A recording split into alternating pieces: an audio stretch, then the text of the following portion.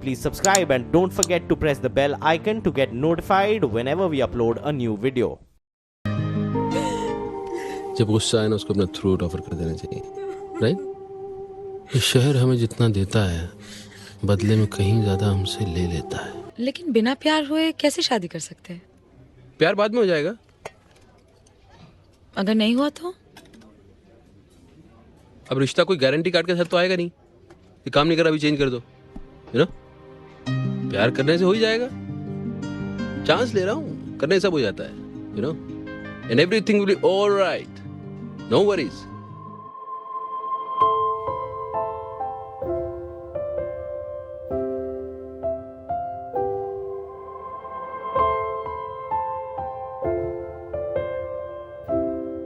कहते हैं कि परफेक्ट कुछ नहीं होता, हाँ आइडियल जरूर हो सकता है। वैसे ही आइडियल जोड़ी सुतपा और इरफान की रही। थिएटर के दिनों में सुतपा इरफान की सबसे बड़ी क्रिटिक थी। एक इंटरव्यू में इरफान ने कहा था, सुतपा के बारे में मैं क्या कहूँ, 24 घंटे सातों दिन वो मेरे लिए मौजूद होती है। अगर मैं जी पाता हूँ तो मैं उसके लिए जीना चाहूँगा। वो इकलौती वजह है कि मैं अब जीने की कोशिश करने लगा हूँ। Darling, I'm busy. क्या बात है।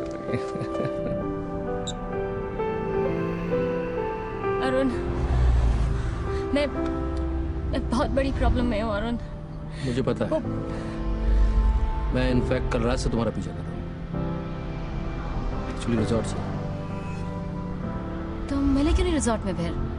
मैंने फोन किया था, आपने बताया कि आप मीटिंग में हैं। ये बताना भूल गई किसके साथ?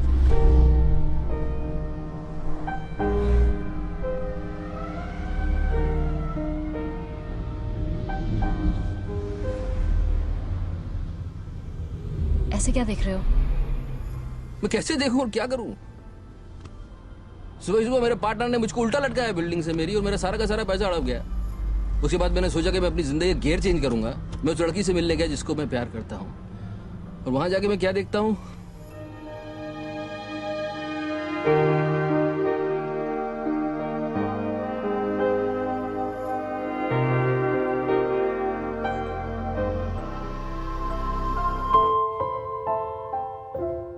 ये साल था 1985, जहाँ एक और उनके सपनों को एनएसटी में पड़ा मिला तो दूसरी तरफ सुतपा शिकदार भी एनएसटी में दाखिल हो चुकी थी।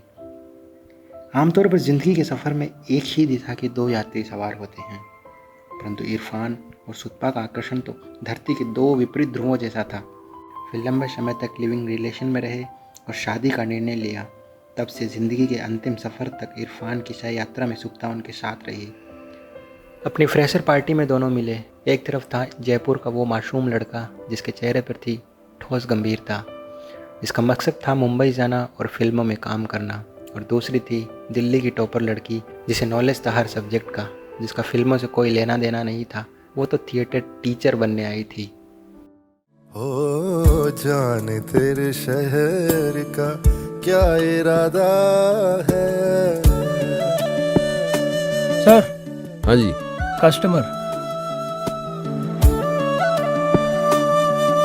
अरे कस्टमर तो रोज आते हैं, आज उम्मीद आई है। क्या सर, जाने दिया आपने? अबे मोहब्बत है इसलिए तो जाने दिया। जिद होती तो बाहों में होती। जाने तेरे शहर का क्या इरादा है।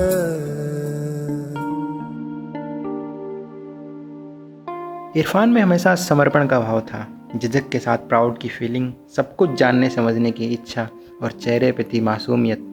और वही मासूमियत सुतपा को रास आई। वो सोचती थी कि आखिर कोई इंसान इस उम्र में इतना मासूम कैसे हो सकता है। आमतौर पर शहरी लड़कों में मासूमियत नहीं देखी जाती। वहीं दूसरी तरफ सुतपा का नेचर बिल्कुल ही अलग था। वह तो टीचर्स को भी नाम से पुकार दिया करती थी। सुतपा हमेशा इंडिपेंडेंट रही और महज 14 साल की उम्र से ही उन्होंने अपने पिताजी से कोई पैसे नहीं लिए। किसी डिबेट को जीत लेना वो अपना सक्सेस समझती थी। लेकिन इरफान की रिसर्च तो डिबेट खत्म होने के बाद शुरू होती थी। सुतपा थिएटर टीचर बनना चाहती थी तो इरफान फिल्मों के लिए एनएसडी गए थे। दोनों के इरादे अलग थे। दिल्ली से लौटने पर इरफान ने एक्टिंग की कोशिश की तो सुतपा को लिखने का शौक था, तो वो लिखाई में अपना हाथ आजमाने लगी। इस तरह दोनों कुछ न कुछ करते रहे। यूँ तो सुतपा का फिल्मों से दूर दूर तक कुछ लेना देना नहीं था। एक बार इरफान उन्हें गंगा जमुना ज़बरदस्ती दिखाने ले गए। लेकिन उन्हें पसंद नहीं आई। उनका तो हिंदी कमर्शियल सिनेमा से कोई परिचय ही नहीं था। सुतपा के घर में तो टीवी भी नहीं था। विज्ञान भवन में उनके पेरेंट्स उन्हें अवार्ड विनिंग फिल्म साल में 1 या 2 दफ़ा दिखा दिया करते थे। लेकिन आज ज़िंदगी के 20 साल बीत जाने के बाद उन्हें दबंग जैसी फिल्में पसंद आने लगी। सुतपा कहती हैं कि तब मैं सोच भी नहीं सकती कि गोविंदा की फिल्म में देखूंगी। अभी मुझे गोविंदा जैसा एक्टर कोई और नहीं दिखता। क्या गजब की टाइमिंग है उनकी। शायद पहले कभी मैंने खुले दिमाग से फिल्म देखी ही नहीं थी। साल था 1996। इरफान ने शादी के बारे में कुछ सोचा न था। जब कागज़ों की ज़रूरत पड़ने लगी तो शादी का ख्याल आया और दोनों ने शादी कर ली 1996 में। शुभता न्यूक्लियर फैमिली से आई थी, यानी एकल परिवार से, और इरफान का संबंध था जॉइंट फैमिली से।